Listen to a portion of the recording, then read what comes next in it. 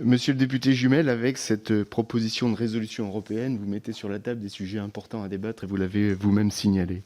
Ces sujets importants, j'en vois trois.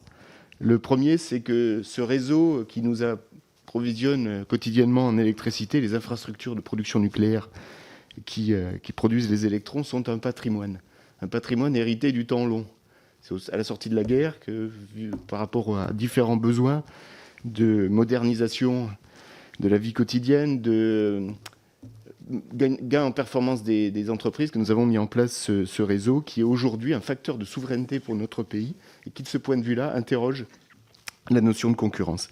Le deuxième sujet très important, c'est que cette infrastructure doit aussi évoluer. Aujourd'hui, avec les différents enjeux de la transition énergétique et la capacité d'action de l'État est donc très importante en la matière. Et le troisième sujet très important, c'est celui de la protection du prix de l'électron pour les consommateurs, que ce soit les particuliers ou les entreprises. Et on sait que c'est un prix d'électron acceptable, c'est un facteur de compétitivité pour les entreprises, c'est un facteur de développement des territoires et de l'emploi. Mais cette PPR, selon nous, au groupe Modem, pose trois problèmes. Le premier, c'est que vous mettez un pied dans la porte. Avec cette exception, vous en appelez d'autres.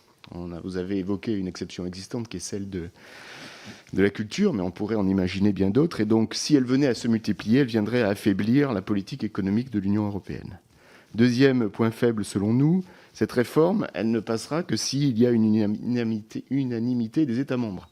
Et ça, c'est un pari que vous faites, qu'au-delà de votre proposition de résolution européenne, les autres iraient dans le même sens, les autres pays. Et puis en plus, dernier point, c'est que cette concurrence qui viendrait être supprimée, si elle apportait un gain par rapport au prix payé par le consommateur, elle nécessiterait toutefois des investissements. Et donc des investissements, ça veut dire de l'argent public. Et finalement, ce que le consommateur pourrait gagner, le consommateur contribuable pourrait le perdre. Donc nous préférons à votre proposition de résolution l'alternative portée par notre collègue du groupe Modem, Sabine Thier, qui considère aussi le sujet à peu près sous les mêmes objectifs, mais qui le regarde sous l'angle de la notion de service d'intérêt économique général. Ce service qui permet l'ouverture au marché avec la possible intervention publique et qui, par là, résout un certain nombre des problèmes que mes collègues ont déjà soulignés. C'est donc un aménagement non négligeable des règles de concurrence. Et puis, cette autre proposition de résolution, elle a aussi la vertu d'agir en cohérence avec les négociations actuelles entre la France et l'Union européenne. Vous savez, le fameux projet H, je vous fais ici un clin d'œil, ce fameux projet H qui vise à trouver une solution à l'Arenh et aux difficultés liées aux concessions hydroélectriques. Et puis, je voudrais aussi émettre une remarque par rapport à l'existence de moyens de contrôle de la loyauté concurrentielle vis-à-vis des consommateurs. Non, tout n'est pas si mauvais que ça dans le monde que vous décrivez.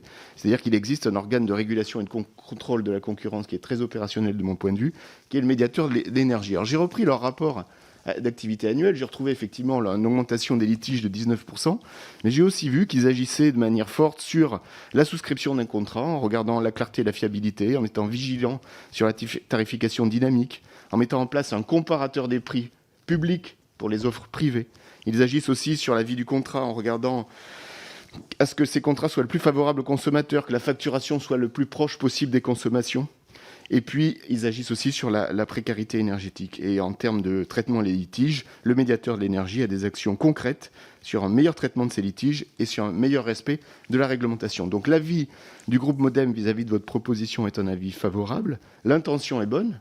Nous partageons un certain nombre de points de vue. Protection d'un héritage du temps long, sur ce patrimoine du réseau notamment, protection des prix, protection des investissements, donc là-dessus c'est plutôt oui, mais en revanche, une méthode qui selon nous n'est pas la bonne, donc non sur la méthode, préférant la notion de service d'intérêt économique général.